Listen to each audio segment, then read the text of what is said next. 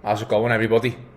New video today coming in about how do we build a bigger chest. Everybody's favorite muscle to train. Everybody wants to know how to get bigger pecs. I'm going to make this video pretty simple for us. Again, I wish if I would have had access to this information when I first started, I would have been light years ahead. There's so much bad information when I first started. Everyone just thought it was just about heavy bench presses, tons of bench presses, 1 rep maxes, all this stuff. There was so much shit that I done. I tell you what, I wasted a lot of time, but that was part of the learning experience. But again, you don't have to go through that. If you watch this, take on board this information, you're going to be good to go. So let's get into it.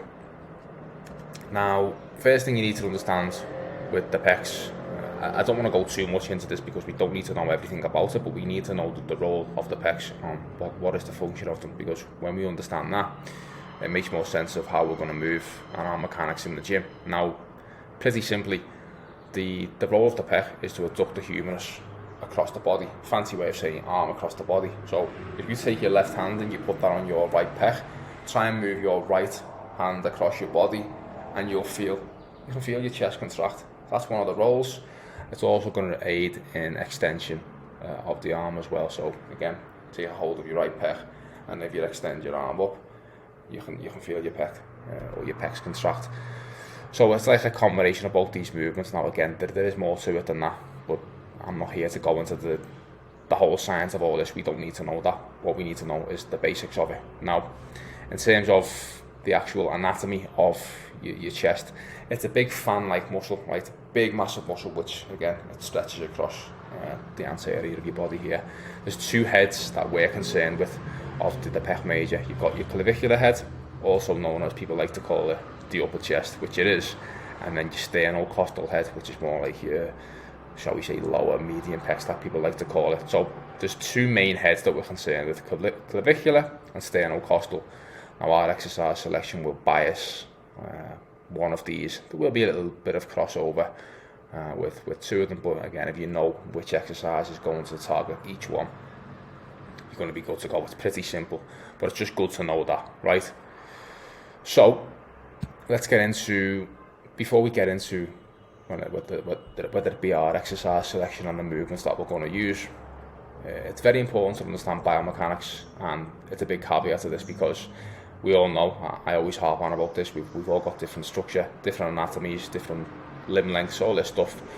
We can't just give a one-size-fits-all approach for our exercise selection. Now, big thing when it comes to pecs is short arm lifters or short limbs versus someone who has long arms or long limbs can be slightly different.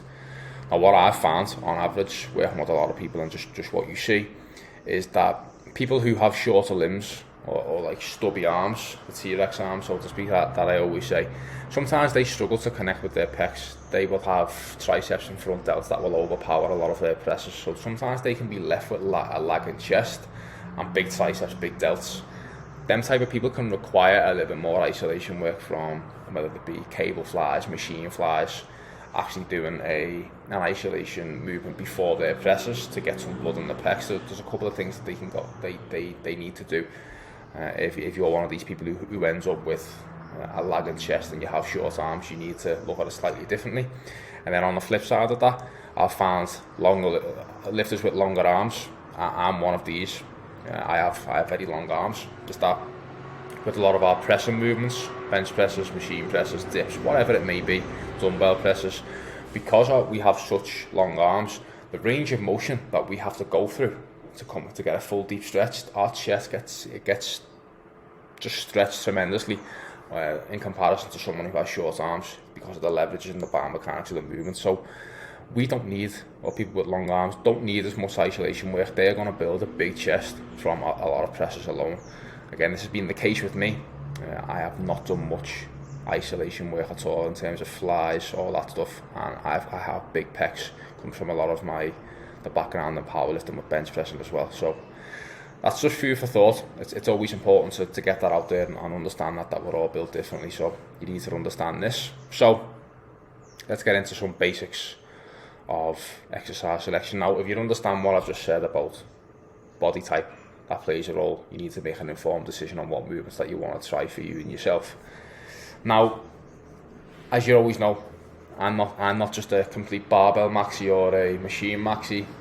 I will use everything, and these are all your bread and butter chest exercises that are going to help build our pecs. Now, I'm going to go through each one and a little bit of a conversation on each one. So bench presses with the barbell. Everyone's worst nightmare right now. Everyone says barbell bench is not good because you can potentially get injured or the lack of stability. Well, I'll tell you now, look, I spent many of my years just bench pressing for chest and some dumbbell press, and my chest is massive just off bench press from the powerlifting background. So it will build your pecs. Again, you only have to look at a lot of the powerlifters as well. If you go and look at some of the top powerlifters, people who bench press week in, week out, they notoriously have massive pecs. They might have lag on other muscles, but the chest is never an area of weakness.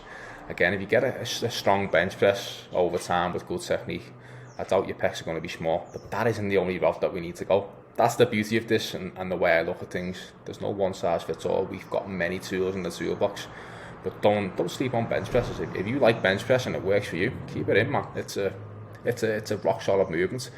It has some positives, but it also has some negatives. But then that's where the Smith machine press comes in. Now the Smith machine, you can do that either flat or incline. Again, because of the extra stability of the machine, we can push that. What I found with the Smith machine, we can push that close to failure safely, because if you fail a rep, we just clip it back on. That can be sometimes the problem with the bench press if you are bench pressing alone and you don't really want to push that to failure. That's what I like about the Smith machine, whether it be incline or flat. You can really take that to failure, clip it on, you'll be good to go. The extra stability from the machine allows you to really just hone in on the chest. Again, great exercise. Now, with all these, we can either do them flat or incline. If you're going to do incline, you're going to work more of the clavicular head or the upper pec.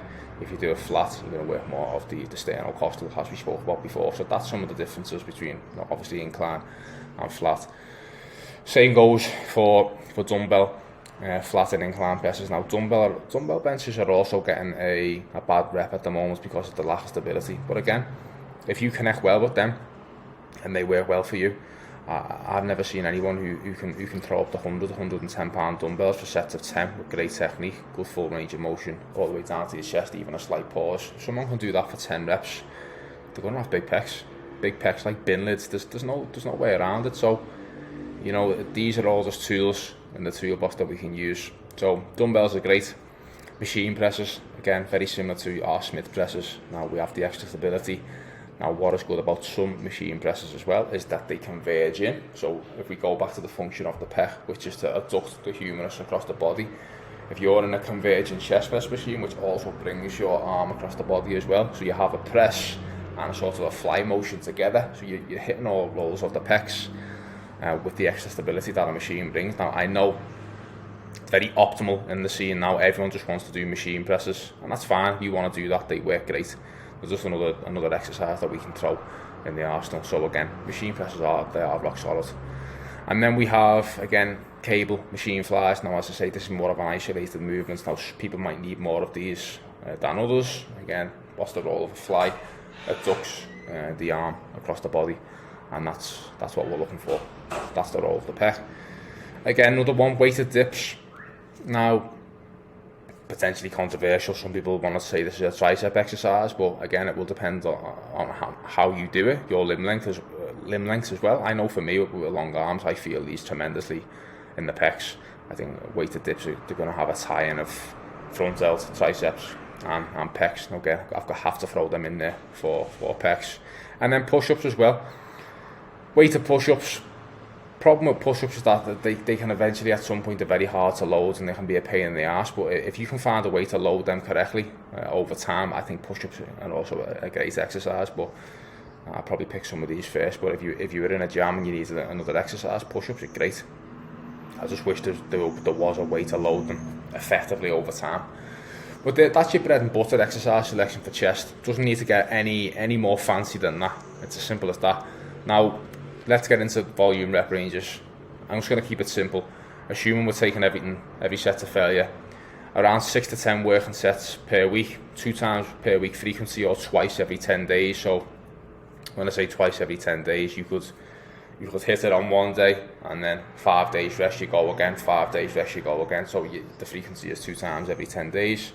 Rep range, we know the drill. We can train anywhere in the 5 to 30 rep range. As long as we train close to failure, we're gonna have full high threshold motor unit recruitment. We're gonna get enough mechanical tension. We're gonna get enough effective reps towards the end of the set. That's what we're looking for. But 5 to 15 is the most, shall we say, feasible, and from a training economy standpoint, makes the most amount of sense. Okay. Now, let me show you an example. Again, this is just an example. This is not set in stone. But I guarantee if someone doesn't know what to do with the trainer and they were to do something like this. So all of this is, every set is to failure. You can't complete another rep. Vitally important, okay? If you're doing these, just 10 sets with 4 reps left in the tank, you're not going to get anything out of that. Right, everything's to failure. So let's say on a Monday, you're doing a high incline Smith, 2 sets, converting chest press, 2 sets, machine fly, 1 set to failure. That's 5 sets of chest on one day. Couple of days recovery, you come back again, incline dumbbell press, 2 sets, weighted dips, 2 sets, cable fly, 1 set. Now that's 10 sets taken to failure. That's going to be more than enough. If you take that to failure with good execution, you're going to be good to go. Now we're hitting all heads of the pec. If you look high incline Smith, we're going to be hitting more of the clavicular head. Your convergent chest press will be more of the sternocostal. Machine fly will be a little bit of both, depending on which angle you want to hit it at. Incline dumbbell, again, going to be more clavicular head. Weighted dips, sternocostal, and cable fly again, but depends on which angle you go. So again, we're covering all of our bases. Doesn't have to get any fancier than that. 5 to 10 rep range, 5 to 10, maybe your isolation stuff, maybe a little bit higher, but again, nothing fancy about that, okay? Then the basics is you take those lifts over a 6 to 9 month period, progress your lifts in the gym, standardized technique, take your body weight up slowly, bingo, you're going to require some lean muscle tissue. There's no way around it. Like, it doesn't have to be any more complicated than that. You take all those lifts, you drive your performance up with good technique, take your body weight up, you're going to build big watermelon pecs. There's no way around it. It's just, you have to just execute it. All of this stuff, it is, I always tell people it's super simple. You just need to execute a good plan consistently. Not taking 3-4 weeks off the gym, not missing training when you don't feel like it, not missing meals, all of this shit. Just being consistent, rock solid with this. Now, never mind what you could do in 6 to 9 months of doing that, but if you've done all this for the next 5 years, didn't miss training sessions, didn't miss your meals for 5 years, imagine where you're going to be. But people can't do that. So that's why they're always looking for the new thing, the changing programs, when the problem is you. You just need to follow something basic and simple and fucking get strong as fuck. And you're going to be fine. Right? Get to work. What more do you need to know other than what I've got here in order to build pecs? There is nothing else that you need to know. Stop messing around with bollocks that doesn't work, and just get after it. You're going to be good to go. I just want to save your time. Stop worrying about nonsense and just do the work, and you're going to build muscle. Right? Give this a watch. Let me know what you all think. Any comments, anything you need, drop them down below, and I'll be sure to respond when I see them. Alright? I'll speak to you in the next one.